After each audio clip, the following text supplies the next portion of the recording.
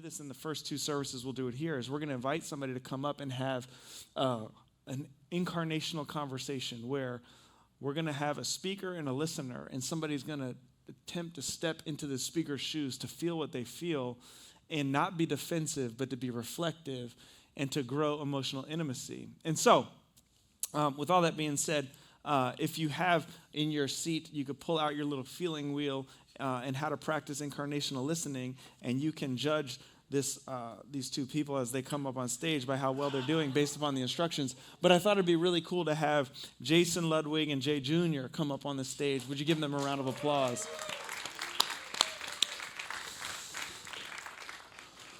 I don't know how nervous they are, but they should be a little nervous. So listen, here's how this works. Did you get that baseball bat? Yeah, I got you. So here's how this is going to work. So Jason Jr. here, we thought this would be really cool. He has something that he's going to share with his dad. And the truth is that Dad has no idea what Jay Jr. is going to share. So we're going to get to see this in real time. And so hopefully y'all do better than I did when I had to do this with Beth. And like we had to practice in front of people, and it did not go great. So this is the service that's not being recorded. We're going to teach you how to go from emotional to physical in 30 seconds. My bet's on the little guy. All right. So you guys take it away. Do you have a feeling wheel in case you need one?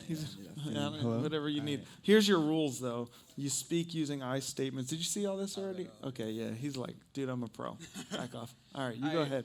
So before I get started, me and my dad, we fish a lot, and it's like our summer job. So for a little context, that's what we do in the summer. It's like our job, so it's like really important to us. It's not like we're going to a lake just to hang out. It's like really important to us, and it's like how we make money. So that's a little context. So it's not like just father and son going to a lake. It's going to get interesting. Yeah. Mm-hmm. So when we're fishing, he's the captain, I'm first mate, and we like to find new spots, try to find where the fish are, and we can get aggravated at times because we want to find the fish where we can catch, Use I terms. You use we. Okay. Talk to your dad, okay. Not to us. I'm nervous. We're just witnessing. So I like to give intel, obviously, and where I think the fish are, and you like to give intel on where you think the fish are, and sometimes I feel like you don't listen to where I believe we should probably end up, or where we should end up fishing, or just listening to my thoughts and what I believe we should do when we're out fishing. And it kind of annoys me sometimes because I feel like I'm just being overlooked. You just kind of goes through one ear, out the other. And I feel like I'm just being, I don't know, I'm kind of just there. Kind of just catching the fish for you, I feel like, at times. And you're not really taking intel from me. So I kind of feel like I'm very annoyed at times on the boat because some nights there's not a lot of fish. And I kind of get sick of sitting in the same spot, going in circles, thinking that there's fish there. So I just feel aggravated on the boat when I kind of tell you where I kind of want to go and you kind of don't listen. So do you want to repeat back?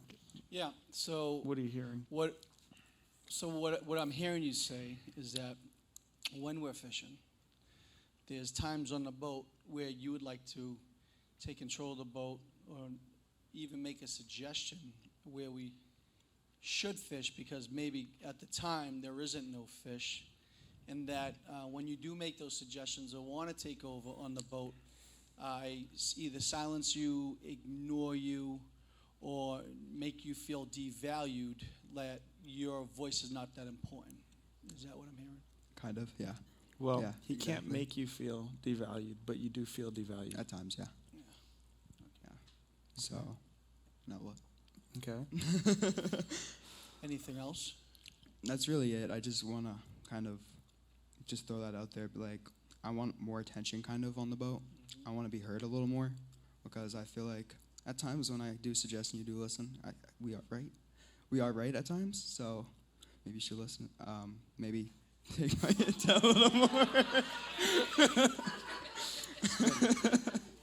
What did you hear there? Well, what I just heard you say right there was that you just want to be heard, respected, and and what I heard you say is that you wanted a shot at making those decisions and those calls. Yes, because in a couple of years I am going to be captain of the boat because you're going to get a new boat soon. No, I'm being honest. This is a real conversation we had. Like, we're good. I'm going to be captain soon. I want to start learning like the roles and how to be an actual captain, how to make decisions and stuff. And I'm kind of not at times getting trained perfectly, and I want to learn how to make those decisions more. So I feel like when I give you suggestions and you listen, I feel like I'm learning on how to make good calls. So, first of all, I just want to just acknowledge that I know that this is probably not easy for you, and so I just acknowledge your courageousness for being open and honest with me. And I just want to affirm that the thoughts that you've had are true. I have overlooked you on the boat, and just, in my mind, what I made up was your lack of knowledge on the water. And that, but I also want to affirm and let you know that, the plan, as we had talked earlier this year, was to give you more reins on the boat this year to let you drive the boat and to find those fish, because my heart is that you would be the captain, that you would be, I could just sit in that front seat and just let you take over too. And so, so I hear you, and I just want to let you know that if I made you feel devalued in any way, as you said, that I am sorry. My heart is to not ever make you feel devalued. My heart is to always hear you.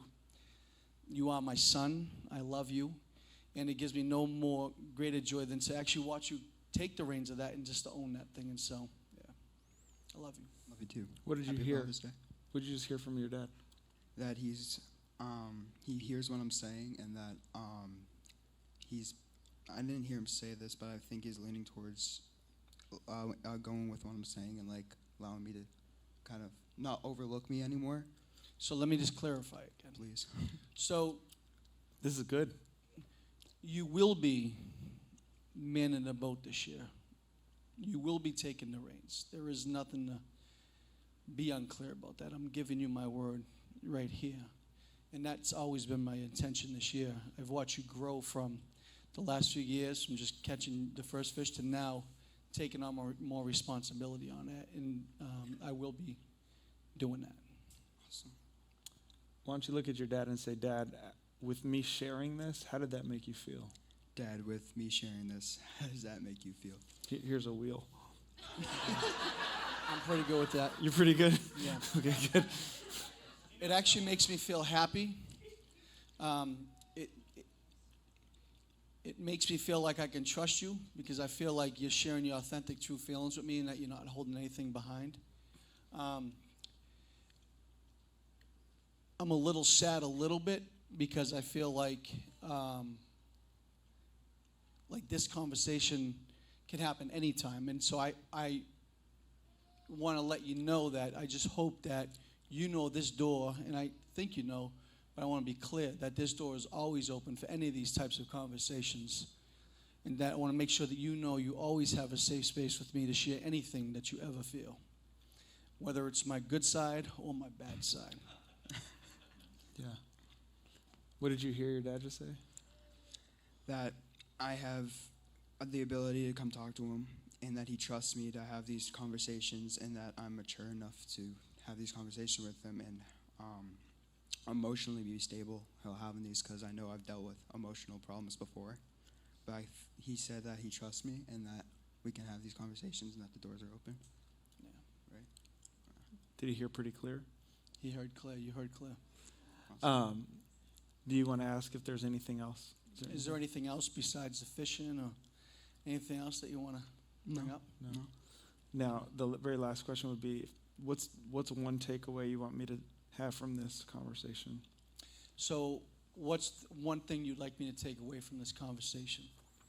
Just to pay more attention to me on the boat, probably, and just hear what I'm saying and take it into consideration instead of just kind of putting it off to the side. So what I heard you say is that you want me to pay attention to you more, not probably.